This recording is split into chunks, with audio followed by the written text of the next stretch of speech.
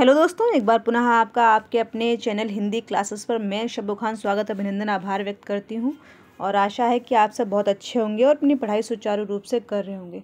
जैसा कि आप सभी को विदित होगा, हम मुक्तिबोध की रचना एक साहित्यिक की डायरी का अध्ययन कर रहे थे, जिसका एक पार्ट हम कंप्लीट कर चुके हैं। आज इसका यह दूसरा पार्ट हम इसको पढ़ेंगे। आज दूसरा आगे जितना हमने पढ़ लिया था उससे आगे से आज इसका हम अध्ययन करेंगे।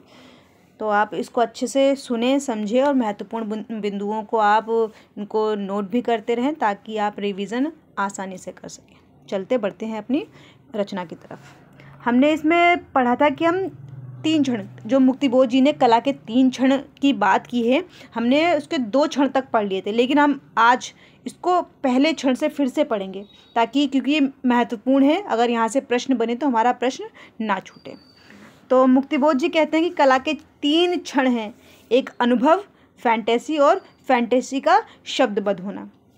तो इसका जो कला का जो पहला क्षण है जो हमारा, वो ये क्या कहते हैं मुक्तिबोध जी कि मैंने जवाब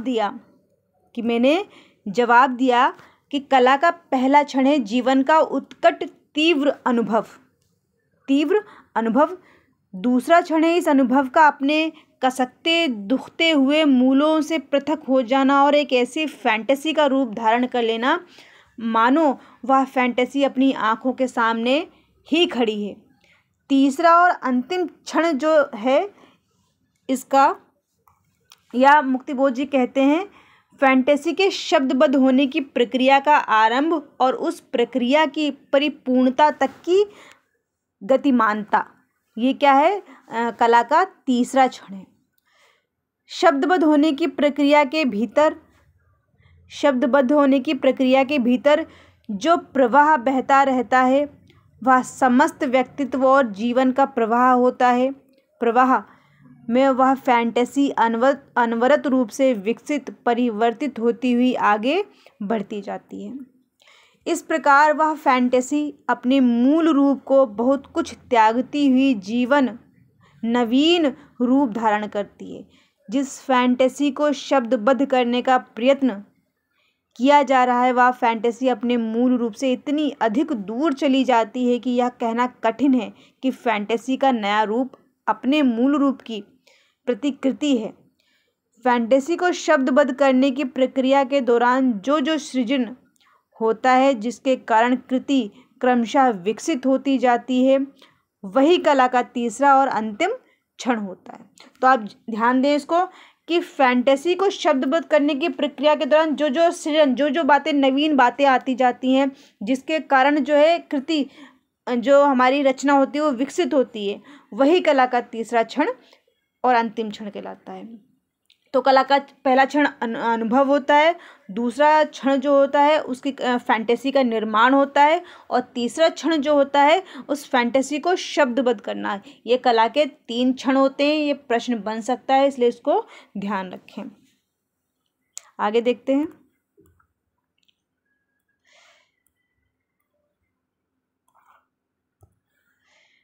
प्रथम क्षण निसंदेह अनुभव का क्षण है। उसके बिना आवेग और आगे की गति असंभव है। मानसिक प्रक्रिया को आत्माभिव्यक्ति की ओर ले जाने के लिए आवश्यक पहला जबरदस्त धक्का यह प्रथम क्षण ही देता है।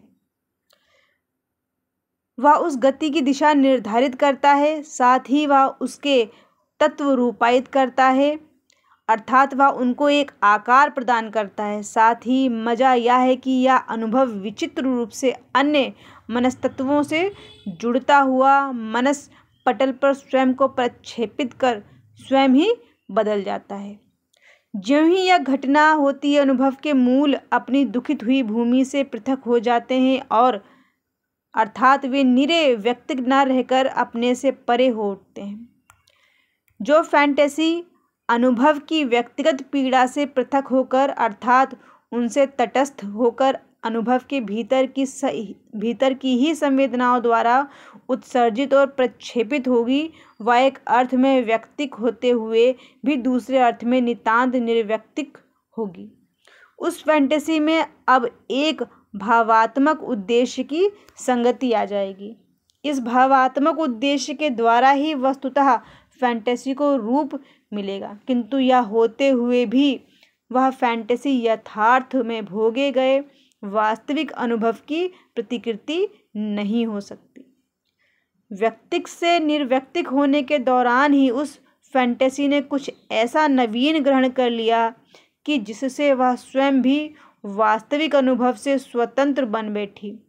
फैंटेसी अनुभव की कन्या है और उस कन्या का अपना स्वतंत्र विकासमान व्यक्तित्व है। वह अनुभव से प्रसूत है, इसलिए वह उससे स्वतंत्र है। तो फैंटेसी क्या है? अनुभव की कन्या है फैंटेसी।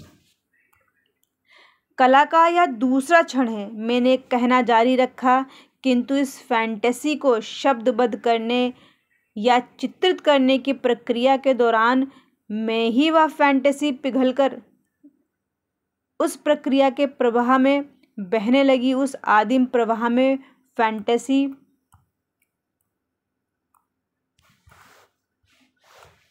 के सारे रंग धुलकर बहने लगते हैं। सारा व्यक्तित्व और उसकी समस्त चेतना उस फैंटेसी के बहते रंगों के साथ बहने लगती है। और शब्दबद्ध होने पर अथवा चित्रित होने पर जो कृति या रचना तैयार होती है, वह कृति या रचना कला के दूसरे क्षण की फैंटेसी की पुत्री है, प्रतिकृति नहीं।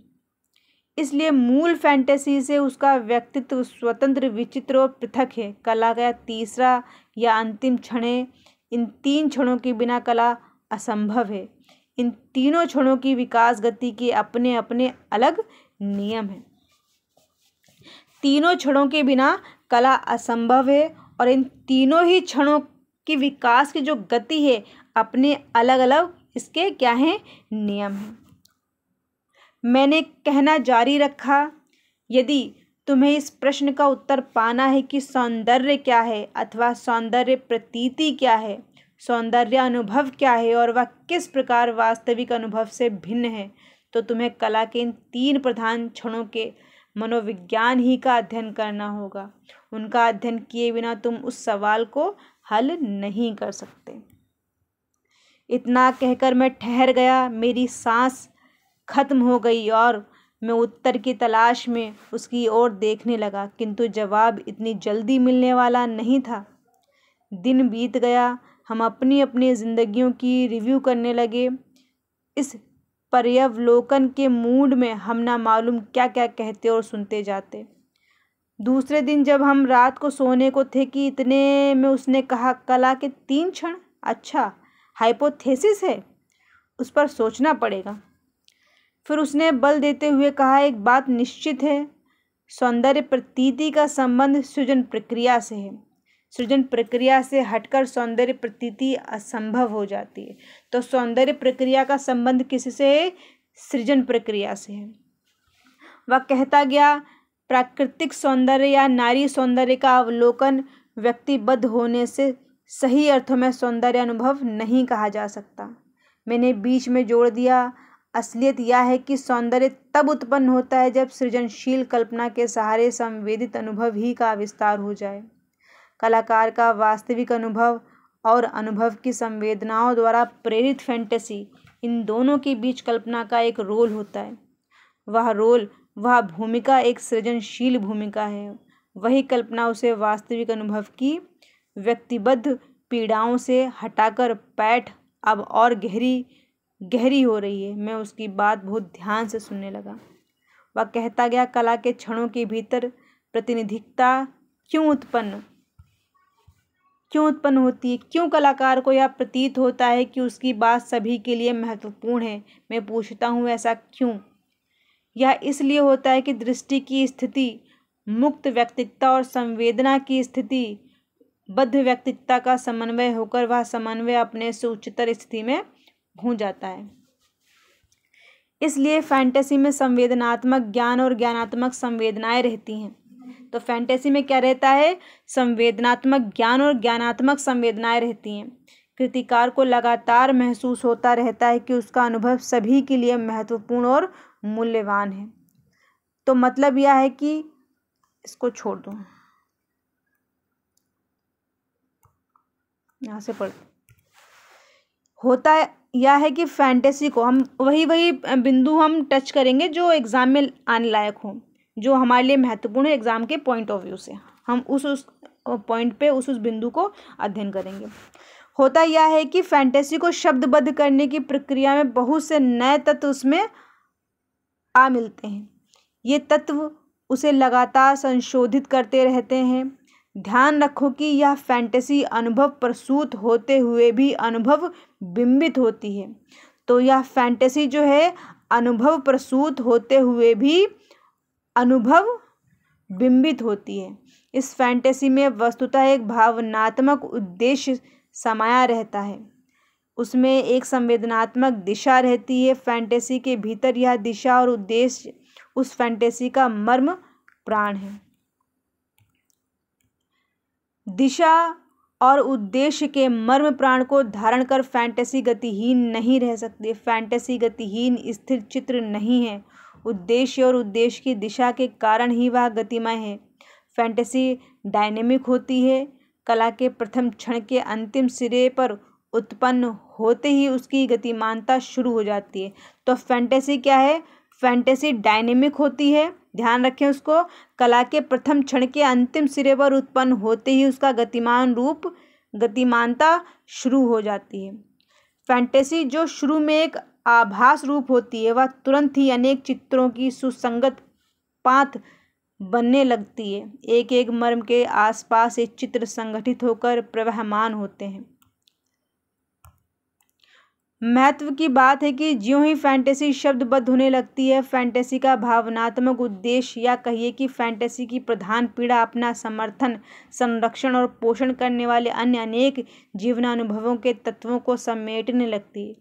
फैंटेसी के भीतर का वह मर्म जिसमें एक उद्देश्य, एक पीड़ा है और एक दिशा है, अनेक जीवनानुभवों से समर्थित, संवर्धित और पुष्ट होकर प्रकट होना चाहती है। इन जीवनानुभवों के चित्र, भाव और स्वर फैंटेसी के मर्म में घुलने लगते हैं। फैंटेसी की गतिमानता की धारा में वह प्रवाहित होकर उस धारा को अधिक सार्थक और पुष्ट करते हैं।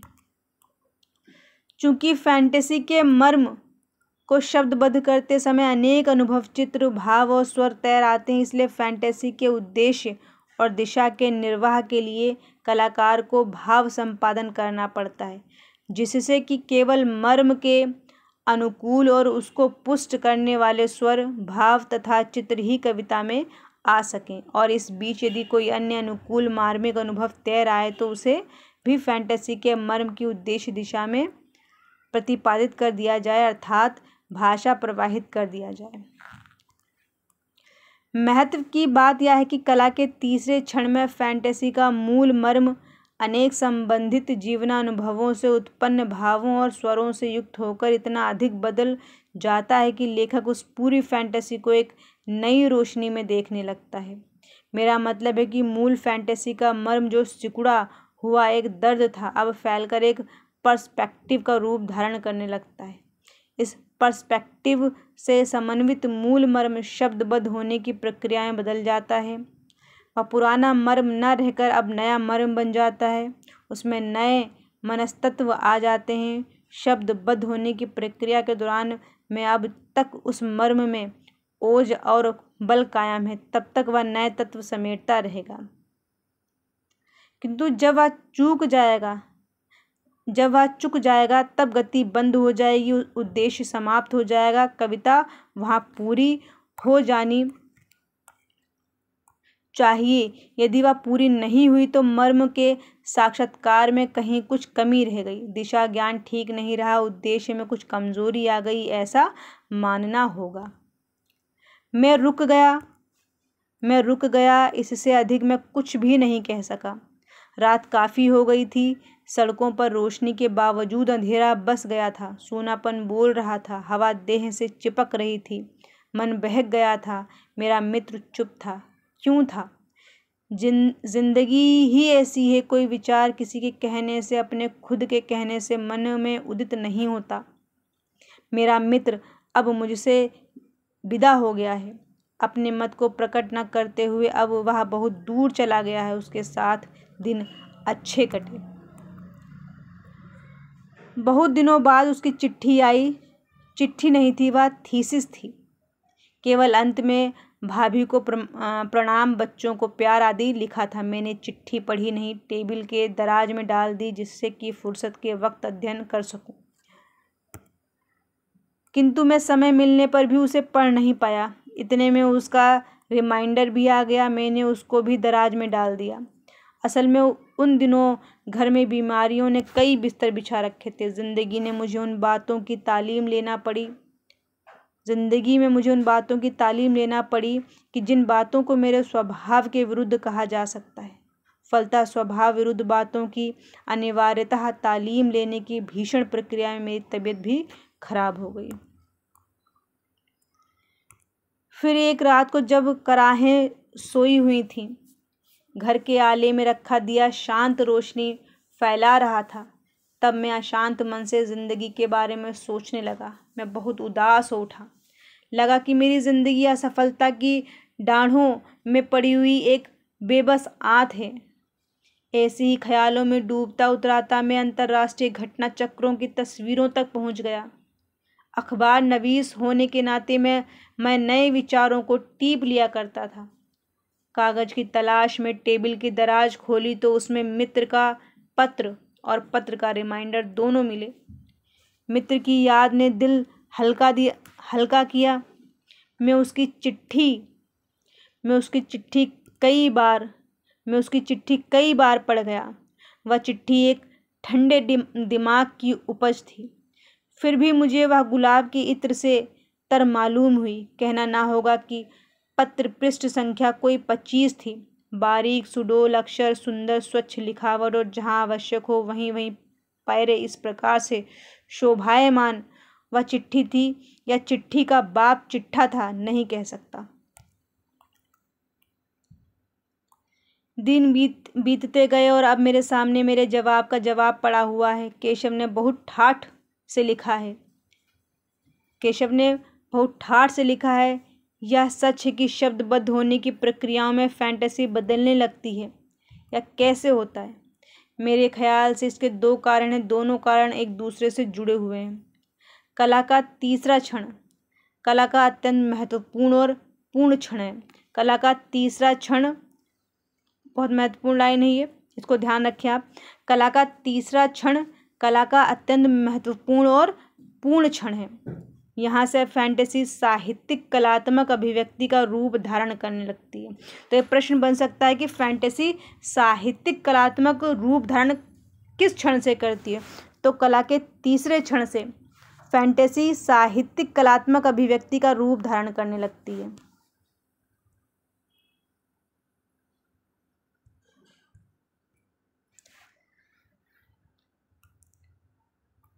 यहाँ से शब्द साधना शुरू होती है। शब्द के अपने ध्वनि अनुषंग होते हैं जिनमें चित्र और ध्वनि दोनों शामिल हैं। कलाकार अपने हृदय के तत्व के रंग रूप आकार के अनुसार अभिव्यक्ति का रंग रूप और आकार तैयार करना चाहता है। इसलिए उसे अपने हृदय की भाव ध्वनियों की शब्दों की अर्थ ध्वनियों से अनवरत करनी पड़ती है। इसमें के दो परिणाम होते हैं। भाव ध्वनियों को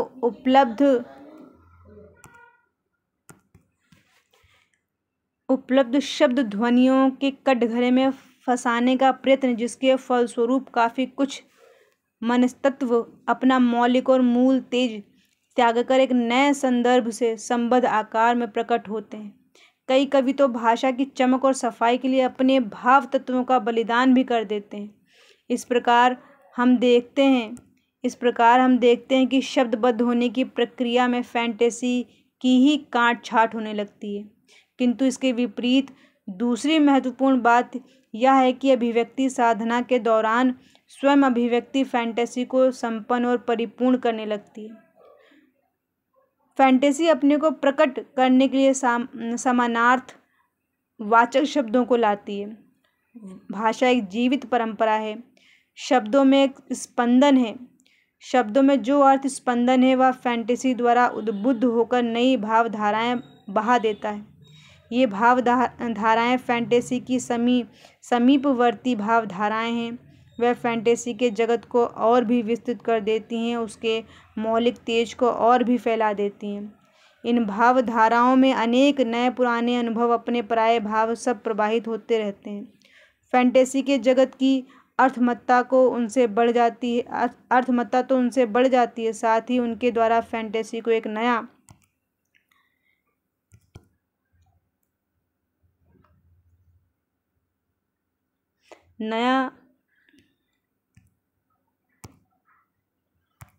एक नया पर्सपेक्टिव प्राप्त हो जाता है। इस पर्सपेक्टिव से संयुक्त होकर फैंटेसी एक तेजोवलय में चमकने लगती है। फैंटेसी अब पूर्ण रूप से सार्वजनीन हो जाती है। ऐसा क्यों? भाषा सामाजिक निधि है। शब्द के पीछे एक अर्थ परंपरा है। ये अर्थ जीवनानुभवों से जुड़े हुए हैं। फैंटेसी अपने अनुकूल शब्दों में स्थित अर्थ स्पंदन को उद्बुद्ध करती है। इन शब्दों के ढांचों में फैंटेसी को फिट करना पड़ता है, इसलिए फैंटेसी का मौलिक तेज काफ़ी कट छट जाता है। शब्दों के पीछे की अर्थ परंपरा फैंटेसी के मूल रंगों को छांट देती है, उसके आकार में परिवर्तन कर देती है, उसकी मौलिक गहनता अर्थात व्यक्तिगत संदर्भ भी तराश देती है। कई कवि शब्दों की अर्थ परंपरा से आच्छन्न होकर भाषा की सफाई और चमक के निर्वाह के लिए प्रकटीकरण के हेतु आतुर भाव तत्वों को ही काट देते हैं। इसके विपरीत फैंटेसी द्वारा उद्बुद्ध शब्दों के अर्थ, अनुषंग और उनसे संबद्ध चित्र नई भावधाराएं बहा देते हैं। ये भावधाराएं फैंटेसी के अनुकूल और समीपवर्ती होती। उन भावधाराओं में अनेकों नए पुराने अनुभव और अपने पराये भाव से फैंटेसी की अर्थमत्ता का विस्तार हो जाता है। साथ ही इस विस्तृत क्षेत्र में ये भावधाराएं फैंटेसी पर और फैंटेसी इन भावधाराओं पर क्रिया प्रतिक्रिया करने लगती है। इस क्रिया प्रतिक्रिया से फैंटेसी का क्षेत्र और विस्तृत हो जाता है, अनुभव को पर्सपेक्टिव प्राप्त हो जाता है, फैंटेसी के भीतर के मूल उद्देश्य और दिशा में विस्तार भर उठता है। दूसरे शब्दों में कला के तीसरे क्षण में सृजन प्रक्रिया जोरों से गतिमान होती है। कलाकार को शब्द साधना द्वारा नए नए अर्थ स्वप्न मिलने लगते हैं। पुरानी फैंटेसी अब अधिक संपन्न, समृद्ध और सार्वजनीन हो जाती है। यह सार्वजनीनता अभिव्यक्ति प्रयत्न के दौरान शब्दों के अर्थ स्पंदनों द्वारा पैदा होती है। अर्थ स्पंदनों के पीछे सार्वजनिक सामाजिक अनुभवों की परंपरा होती है। इसलिए अर्थ परंपराएं न केवल मूल फैंटेसी को काट देती हैं, तराशती हैं, रंग उड़ा देती हैं, वरन उसके साथ ही वे नया रंग चढ़ा देती हैं, नए भावों और प्रवाह से उसे संपन्न करती हैं, उसके अर्थ क्षेत्र का विस्तार कर देती हैं। इसलिए अभिव्यक्ति प्रयत्न के दौरान कवि को नए साक्षात्कार होने लगते हैं। एक और मूल फैंटेसी के मूल मर्म की अभिव्यक्ति पर उस संपूर्ण व्यक्तित्व का केंद्रीकरण हो जाता है, तो दूसरी ओर इस केंद्रीकरण के फलस्वरूप उसके व्यक्तित्व का विस्तार होने लगता है, उसे नए नए साक्षात्कार होने लगते हैं। एक साक्षात्कार कई भाव सत्यों का उद्घाटन करता है। एक साक्षात्कार कवि को दूसरे साक्षात्कार तक पहुंचा देता है। इस प्रकार यह प्रक्रिया चालू रहती है। इस मनोवैज्ञानिक प्रक्रिया के पीछे भाषा की अगाध अनवरत साधना शक्ति है। भाषा फैंटेसी को काटती छांटती है और इस प्रक्रिया के विपरीत फैंटेसी भाषा को संपन्न और समृद्ध भी करती है। कवि की यह फैंटेसी भाषा को समृद्ध बना देती है, उसमें नए अर्थ अनुषंग भर देती है, शब्द को नए चित्र प्रदान करती है। इस प्रकार कवि भाषा का निर्माण करता है। जो कवि भाषा का निर्माण करता है, विकास करता है, वह निसंदेह महान कवि है। इस प्रकार कला के तीसरे क्षण में मूल द्वंद्व है भाषा तथा भाव के बीच। तो कला के तीसरे क्षण में मूल जो द्वंद्व है किसके बीच है? भाषा और भाव के बीच है। इन दोनों की परस्पर प्रतिक्रिया और संघर्ष बहुत उलझे हुए हैं और वे उन दोनों को बदलते रहते हैं। इन दोनों में संशोधन होता जाता है। वह द्वंद्व अत्यंत महत्वपूर्ण और सृजनशील है। भाषा एक परंपरा के रूप में फैंटेसी के मूल रंग को विस्तृत कर देती है, किंतु साथ ही उस फैंटेसी में संशोधन भी उपस्थित करती जाती है। साथ ही फैंटेसी अपने मूल रंगों के निर्वाह के लिए, अपने मूल रंगों की अभिव्यक्ति के लिए भाषा पर दबाव लाती है। उसके शब्दों और मुहावरों में नई अर्थमत्ता, नई अर्थ क्षमता, नई अभिव्यक्ति भर देती है। कला के तीसरे क्षण में यह महत्वपूर्ण द्वंद्व है।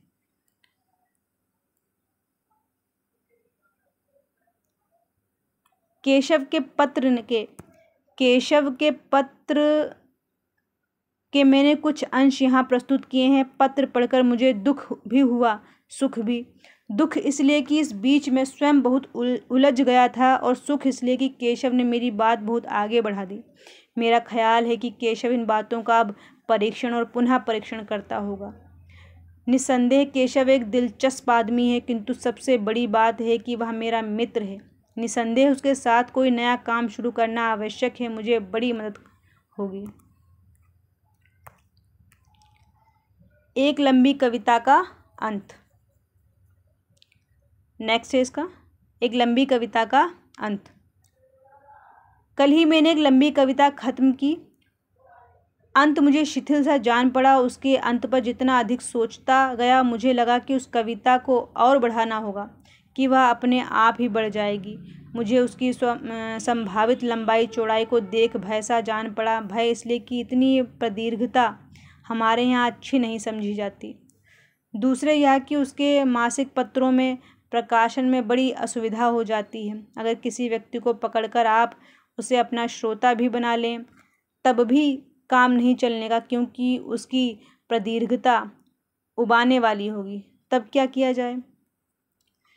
क्या उसको काट छाँट कर छोटा कर दिया जाए, या उसके भीतर जो बातें, जो गुत्थियाँ, जो समस्याएं प्रकट हुई हैं, उनके चित्रणात्मक विकास के लिए अवसर और क्षेत्र प्रदान किया जाए? दूसरे शब्दों में, क्या मेरी कविता के अंतस्तत्वों को अभिव्यक्ति के लिए विकास का अवसर दिया जाए? मैं उसको विकास और प्रसार का अवसर देने के पक्ष में हूँ। आज मैं महीने भर से उस कविता के चक्कर में पड़ा हुआ हूँ, या यूँ कहिए कि वह कविता हाथ धोकर मेरे पीछे पड़ी थी। बीच बीच में लोगों के पत्र आते रहे, पिताजी के, मित्रों के, कुछ अपरिचितों के भी, लेकिन मैंने कुछ नहीं किया। जब लगा कि लोग बहुत बुरा मान जाएंगे, मुझे गाली देंगे, उनसे मेरे संबंध बिगड़ जाएंगे, तब मैंने कलम ली और उन्हें 2 शब्द लिख दिए। इधर वह कविता मेरा पिंड नहीं छोड़ रही थी। अगर वह कविता भावावेशपूर्ण होती तो एक बार उसकी आवेशात्मक अभिव्यक्ति हो जाने पर मेरी छुट्टी हो जाती, लेकिन वैसा हो सकना असंभव है, क्योंकि भावावेश किसी बात को लेकर होता है, वह बात किसी दूसरी बात से जुड़ी होती है, दूसरी बात किसी तीसरी बात से। इसी तथ्य को मैं यूँ कहूँगा, यथार्थ के तत्व परस्पर गुम्फित होते हैं, साथ ही पूरा यथार्थ गतिशील होता है। अभिव्यक्ति का विषय बनकर जो यथार्थ प्रस्तुत होता है, वह भी ऐसा ही गतिशील है, और उसके तत्व भी परस्पर गुम्फित हैं। यही कारण है कि मैं छोटी कविताएं लिख नहीं पाता, और जो छोटी होती हैं वे वस्तुतः छोटी ना होकर अधूरी होती हैं। मैं अपनी बात कह रहा हूँ, और इस प्रकार की ना मालूम कितनी ही कविताएं मैंने अधूरी लिखकर छोड़ दी। उन्हें ख़त्म करने की कला मुझे नहीं आती, यही मेरी ट्रेजेडी है। इससे भी बड़ी ट्रेजेडी यह है कि लोग मुझे गद्य लिखने को कहते हैं। एक बार मैंने एक किताब भी रिव्यू की, वह भी ऊपर से दबाव आने पर। तो देखता क्या हूँ कि रिव्यू के लिए किताबों पर किताबें आने लगी। अब आप जानते ही हैं कि सच्चाई वह जिसे आप यकीनन सच्चाई समझते हैं, किसी न किसी हद तक बंदिश लगी ही रहती है। इसलिए रिव्यू करना आग से खेल करना है। मेरे कृपाशील अधिकारीगण वे मेरे प्रगाढ़ मित्र भी हैं, लेकिन लेखक नामक कार्यशील व्यक्ति को जंतु समझते हैं। लेखकीय कार्य के प्रति उनकी अनास्था इस आस्था से निष्पन्न होती कि मनुष्य को अपनी आर्थिक और भौतिक उन्नति के लिए ही कार्य करना चाहिए। इसलिए साल में अगर 4 किताबें लिखकर 4-1 हज़ार की आमदनी नहीं की तो क्या किया। इसलिए मुझे सलाह दी गई कि मैं उपन्यास लिखूं और अपना दलिद्दर मिटाऊं। मेरी स्त्री मेरी टेबल के पास आकर खड़ी हो जाती है और उदास होकर मुझसे कहती कि तुम क्या कर रहे हो? अच्छा, कविता, इस पर कितने रुपए मिलेंगे? अब मैं यह सोचता हूँ कि कलम घसीटते हुए मेरे बाल तो सफ़ेद हो ही गए। मेरे जीवन का यह अंतिम कार्यकाल चल रहा है, तो मैं क्यों ना अपनी कविताओं का संशोधन परिशोधन करके उन्हें प्रकाशन योग्य रूप दे दूँ। लेकिन यह कविता है कि हाथ पाँव पसारती जा रही, और अब सुना है कि मुझे जल्दी ही एक कुंजी लिखने का काम मिलेगा। मेरी आर्थिक कठिनाई कुछ तो हल हो ही जाएगी। इधर माता पिता भी आ रहे हैं, ज़रूरी है कि मैं लाभजनक कार्य हाथ में ले लूँ। लेकिन बुरी बात तो यह है कि मुझे एक काम से दूसरे काम पर जाने में तकलीफ़ होती है। अब यह हालत है कि मुझे इस कविता को बार बार पढ़ने की, उसमें बार बार संशोधन करने की इच्छा होती है, लेकिन अब समय नहीं है, फिर कभी देखूंगा। लेकिन स्त्री मेरी टेबल के पास खड़ी हुई है। किसी जमाने में जब वह छोटी थी और मैं भी छोटा था तो बड़ी आकर्षक थी। आज वह मुझे भयोत्पादक प्रतीत होती है। उसको देखकर मेरे हृदय में करुणा, दायित्व भाव, यथार्थ का आतंक और भय तरह तरह की भावनाएं व्याप्त हो जाती हैं कि इतने में मेरी नज़र दो चिट्ठियों पर जाती है जो मेरी टेबल पर पड़ी हुई हैं। एक शरद जोशी की, दूसरे अक्षय कुमार जी की। अक्षय कुमार भाई फिल्म वाले अक्षय कुमार नहीं है, ये दूसरे अक्षय कुमार है। एक शरद जोशी की और एक अक्षय कुमार की। इनकी जो टेबल पर दो चिट्ठियां पड़ी थी उस पर नजर गई इनकी, एक शरद जोशी की, दूसरी अक्षय कुमार की।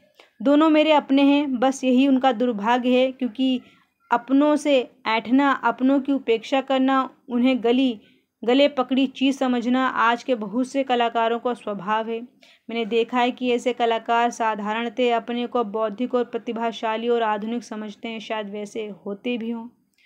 दूसरे प्रकार के भी कलाकार होते हैं जिन्हें अपने लोग बड़े प्यारे होते हैं। उनका यह हिसाब होता है कि अगर कोई कवि उनका दोस्त हुआ तो वह निस्संदेह ऊंचा और अच्छा कवि तो हो ही गया। किंतु यदि कोई लेखक यदि किसी दूसरी या तीसरी प्रकार की मंडली में रहता है या नहीं भी रहता है लेकिन उनसे अलग है, तो यह धारणा बनाने की प्रवृत्ति सबल हो जाती कि वह यूं ही लिखता है, बेकार लिखता है, फिजूल लिखता है। इस प्रकार की मंडलियों में जो चीज़ चलती है एक सीमित क्षेत्र में वही श्रेष्ठ और वर्णनीय दिखाई देती है। उनके वे सब अपने हैं, सगे हैं, इसलिए वे श्रेष्ठ भी हैं, उत्तम भी, अच्छे भी हैं। दूसरे शब्दों में एक विशेष प्रकार के लोग यदि अपनों से ऐंठकर उनकी उपेक्षा करते हैं तो दूसरे विशेष प्रकार के लोग उन्हीं में रहकर उसमें प्रचलित स्तरों को कसौटी समझकर कीर्ति प्राप्त करने की कोशिश करते हैं। यह भी संभव है या घरे बाहिरे की समस्या हो, यानी कि जो अत्यंत आत्मीय हो उन्हें यूं ही समझा जाए और जो पराये और परकीय हो उन्हें अपने आकर्षण, विश्वास और श्रद्धा का आस्पद माना जाए। मेरा ख्याल है कि सब लोग ऐसे नहीं होते, उन्हीं में मैं अपने को गिनवाना चाहता हूँ, लेकिन यह एकदम सच है कि अपनों की उपेक्षा का अपराधी हूँ। चलो से छोटा। कुछ पागल लोग, कीमियागर, एल्केमिस्ट, लोहे को सोना बनाने की फिक्र में लगातार काम करते हुए नष्ट हो गए। कुछ दूसरे ढंग के पागल जमीन में गड़े खजाने को खोजने और कभी भी ना पा सकने में इतना मशगूल रहे कि उनकी फैमिली ने, समाज ने, जमाने ने उन्हें बेवकूफ़ करार दिया। कई तरह के पागल हुआ करते हैं और मुझे अब समझ में आने लगा है कि हो ना हो मैं भी उसी श्रेणी में गिने जाने योग्य हूँ। लेकिन नहीं, मैं फिर से समझदार बनने की कोशिश करूँगा और गद्य लिखूँगा। मैंने इस ओर काम शुरू कर दिया है। यह सही है कि मेरी कविता आधुनिकतावादी है, घनघोर है। मेरी कविता आधुनिकतावादी है, घनघोर है, लेकिन मैं आधुनिकतावादियों में भी पुराना हो रहा हूँ और अब जल्दी ही खुर्राट हो जाऊँगा। मेरे जैसे बहुत से पुराने नयों में से भयभीत हैं, डर के मारे अपने पुराने कुर्तों को उतार कर नया बुशकोट धारण कर रहे हैं। आज से कोई 25-30 साल पहले यह हालत थी कि नया लड़का भी मूछे वूछे रखकर और दूसरे तौर तरीकों से अपने को बुजुर्ग जैसा गंभीर बनाए रखना चाहता था। आज हालत यह है कि बुजुर्ग भी बालक बनना चाहते हैं और चपल चंचलता सूचित करने के लिए उसी तरह की पोशाक भी धारण करते हैं। इसका कारण था, पहले समाज और परिवार पर बुजुर्गों का वजन था, आज नवयुवकों बालकों का जोर है। 2-1 साल पहले मैं यूपी गया हुआ था, वहाँ जाकर देखता क्या हूँ कि एक स्वनमाध्यन अत्याधुनिक महानुभाव दुखी हैं। पूछने पर पता चला कि वे नई पीढ़ी के कारनामों से पीड़ित हैं। जब मैंने उनकी कहानी सुनी तो मुझे भी पीड़ा हुई। लेकिन सवाल यह है कि अगर समाज और परिवार पर बुजुर्गों का वजन नहीं है तो आज मुख्यतः वे स्वयं दोषी एवं अपराधी हैं। स्वयं वे कहीं चूक गए, इसलिए मात खा गए। मेरा अपना विचार है कि जिस भ्रष्टाचार, अवसरवादिता और अनाचार से आज हमारा समाज व्यथित है उसका सूत्रपात बुजुर्गों ने किया। स्वाधीनता प्राप्ति के उपरांत भारत में दिल्ली से लेकर प्रांतीय राजधानियों तक भ्रष्टाचार और अवसरवादिता के जो दृश्य दिखाई दिए उनमें बुजुर्गों का बड़ा हाथ है। अगर हमारे बुजुर्गों पर नए तरुणों की श्रद्धा नहीं रही तो इसका कारण यह नहीं है कि वे अनास्थावादी हैं, वरन यह कि हमारे बुजुर्ग श्रद्धास्पद नहीं रहे। और अगर हमारे युवक अनास्थावादी हैं तो भी कोई बुराई नहीं, क्योंकि अनास्था का जन्म आस्था से ही होता है। अनास्था आस्था की पुत्री, बहुत इम्पोर्टेंट है।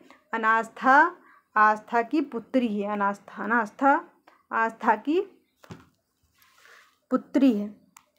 ध्यान दें इसको। फर्क यह है कि आज के पहले दर्शकों के सामने रंगमंच पर आस्था नाटक खेला करती थी और अनास्था नेपथ्य में सूत्र संचालन करती थी।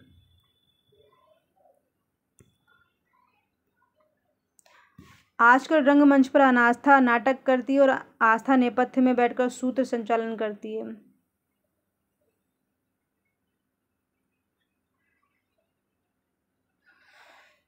यहाँ मैं मानने के लिए तैयार नहीं हूँ कि आज के नवयुवकों में केवल धुआं शेष रह गया और आग नहीं। आग है और वह भीतर ही भीतर है, लेकिन नवयुवक पाता है कि आज उस आग की कोई कीमत नहीं रह गई। इस व्यवहारिक जगत में, जिसे कभी गलती से समाज भी कहा जाता है, उस आग को पुराना भार जैसा कुछ माना जा रहा है। वह आग उसकी निज की है, लेकिन उसके कारण सामाजिक हैं अधिकतर। लेकिन अगर कही हुई बात सच है तो सवाल यह है कि उसके काव्य में वह आग झलकती क्यों नहीं? प्रश्न स्वाभाविक है।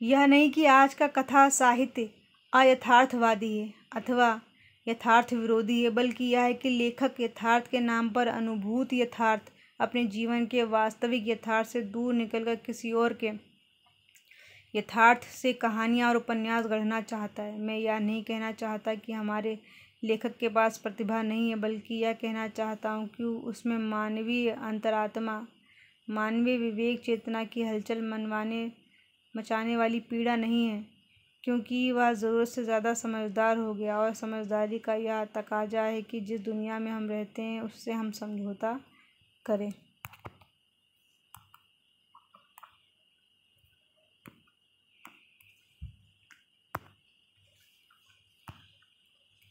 एक पुराना प्रयोगवादी कवि भी भीड़ से घबराता है। भीड़ के प्रति भयानक प्रतिक्रिया करते हुए वह उसे दूर हटाना चाहता है, भीड़ के प्रति घृणा व्यक्त करता है। निसंदेह दोनों कवि अपनी तरह से अपनी बात कहते हैं, मेरी तरह से नहीं, किंतु ऊपर मैंने उनकी दृष्टि के संबंध में लिखा है, न कि उनकी विशिष्ट पंक्तियों के विशिष्ट आशय के संबंध में। कोई भी बुद्धिमान व्यक्ति यह जानता है कि एक स्थान में एकत्र असंगठित जनता भीड़ नहीं है, क्योंकि वह संगठित है। जहाँ संगठन है वहाँ एक प्रेरणा और एक उद्देश्य भी है। जहाँ एक प्रेरणा और उद्देश्य है वहाँ एक स्फीत और सक्रिय चेतना है। देश विदेश के पिछले इतिहास से हमें यह सूचित होता है कि संगठित जनता ने असाधारण कार्य किया है। हाँ, यह सही है कि संगठित जनता की प्रेरणा और उद्देश्य को देखकर ही यह निश्चय करना होगा कि यदि वह प्रेरणा और उद्देश्य उचित हैं तो वह संगठित एकत्रीकरण भी सर्वथा उचित है, और यदि वह प्रेरणा और उद्देश्य गलत हैं तो वह संगठित एकत्रीकरण भी अनुचित है।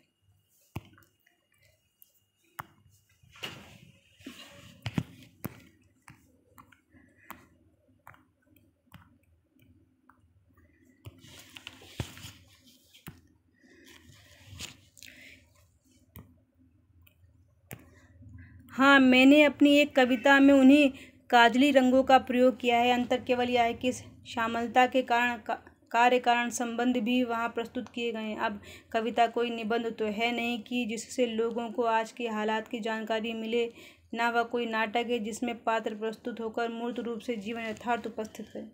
कविता एक संगीत को छोड़ अन्य सब कलाओं से अधिक अमूर्त है। कविता एक संगीत को छोड़े अन्य सभी कलाओं से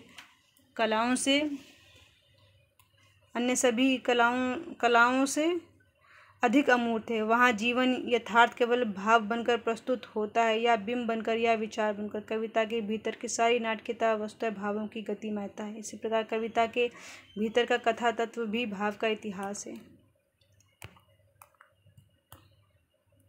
पता नहीं क्यों और कैसे मैंने एक काव्य कथा लिख दी। निसंदेह उसमें कथा का केवल आभास है, नाटकीयता की केवल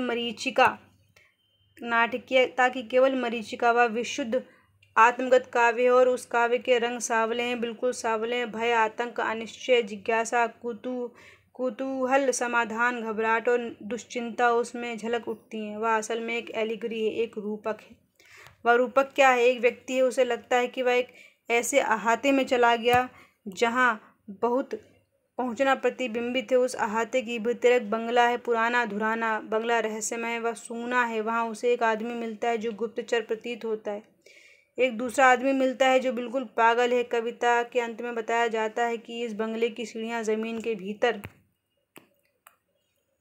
चलती हैं, वे कई देशों में जा निकलती हैं, वे शहर के क्लॉक टावर में भी चुपचाप पहुंच गई हैं और मानव मस्तिष्क के भीतर के सर्वोच्च स्थान पर भी। इस बंगले से सबने अपना अपना सामंजस्य स्थापित कर लिया है। इसी सामंजस्य स्थापना के फलस्वरूप सब लोग अंदर से टूट गए हैं, उनके दिल की कई फांकें हो गई हैं। इसी कारण से प्रतीत होता है कि यहाँ एक वानर सत्ता है, अर्थात एक नकारवाद है। संक्षेप में वह बंगला लाभ लोभ की अर्थवादिनी सत्ता का प्रतीक है, जिससे सामंजस्य और संतुलन स्थापित करके लोगों ने अपने आप को झुठला दिया है। बंगले के भीतर आत्मा की हत्या हो चुकी है और इस हत्याकांड से सब लोग परिचित होते हुए भी चुप हैं, क्योंकि वे उस बंगले की सत्ता से सामंजस्य स्थापित किए हुए हैं। गद्य में या रूपक एक सिलसिले से सामने आता है, लेकिन कविता में यह सिलसिला टूट जाता है, उसी तरह जैसे स्वप्न के भीतर स्वप्न आते हैं उलट पुलट होकर। कविता में मैंने उस उलट पुलटपन का निर्वाह करने का प्रयत्न किया है। सोचता हूँ कि अपनी इस प्रदीर्घ कविता को किसी कहानी का रूप दे दूँ। संभव है कि कहानी की कोई मासिक पत्रिका मुझे कम से कम 15-20 रुपये दे दे। इससे मैं अपने मित्रों के सामने सिद्ध कर सकूँगा कि मैं अयोग्य नहीं हूँ और रुपये कमा सकता हूँ। कुंजी लिखने का काम मैं 4 दिन के बाद करूँगा। क्यों, ठीक है ना? डबरे पर सूरज का बिंब, इसे हम नेक्स्ट क्लास में पढ़ेंगे, है ना। चलिए मिलते हैं अगली क्लास में। धन्यवाद।